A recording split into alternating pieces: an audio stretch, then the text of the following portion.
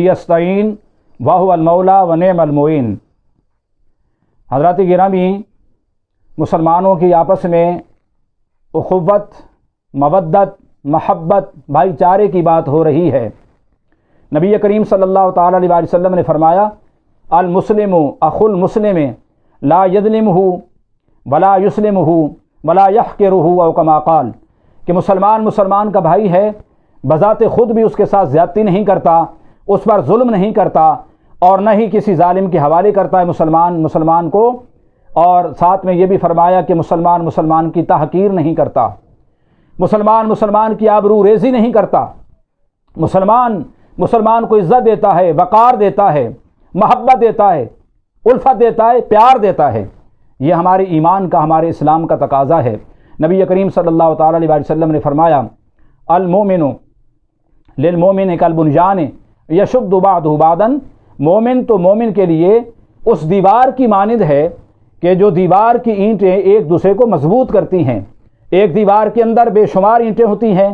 اس اینٹ کا کام کیا ہوتا ہے کہ اپنے ساتھ لگنے والی اینٹ کو مضبوط کرتی ہے، اس کو کمزور نہیں کرتی۔ تو نبی علیہ الصلوۃ والسلام نے دیوار کے ساتھ تشبیہ دے کر یہ سمجھایا کہ مومن وہ ہے حقیقت میں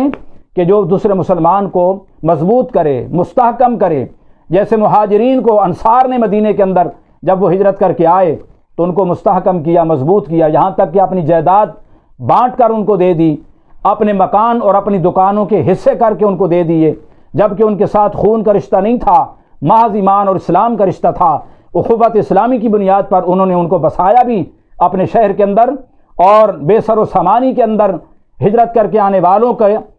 دکھوں کا اور ان کے دردوں کا مداوع بنے۔ یہ ہمارا اسلام پیغام دیتا ہے اس بات کا کہ مسلمان کو مضبوط کرتا ہے، مسلمان سے پیار کرتا ہے، مسلمان سے نفرت نہیں کرتا، مسلمان سے بغض نہیں رکھتا، مسلمان سے حسد نہیں کرتا، مسلمان سے جلتا نہیں۔ نبی کریم صلی اللہ تعالیٰ علیہ وسلم نے فرمایا مثل المؤمنین، حضور صلی اللہ تعالیٰ علیہ وسلم نے فرمایا مثل المؤمنین فی توادہم وتراحمہم وتواصلہم، حضور صلی اللہ تعالیٰ علیہ وسلم نے فرمایا مومنین کی آپس میں مثال باہمی الفت میں، محبت میں، ایک دوسرے کے ساتھ شفقت کرنے میں، پیار کرنے میں، ہمدردی کرنے کے اندر نبی پاک صلی اللہ تعالیٰ علیہ وسلم نے فرمایا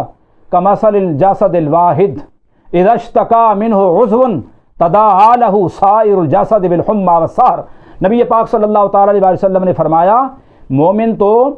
آپس میں پیار کرنے کے اعتبار سے، محبت اور مودت کرنے کے اعتبار سے، الفت اور عقیدت کے اعتبار سے،